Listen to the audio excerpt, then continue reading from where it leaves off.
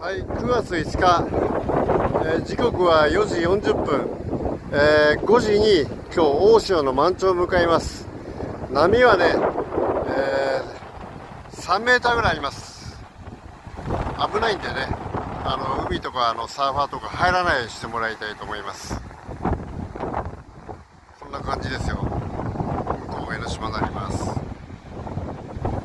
まあ台風15号行ったばっかだからね、こんな感じですよ。危ないんでね、海入らないようにしてください。で、風はね、今西からの突風、こっちね、富士山からのこの雲の流れ見てもらえば分かると思うんですけど、西から突風が吹いてます。はい、こんな感じです。波はね3メーターぐらいありますから危ないからね、入らないでくださいね。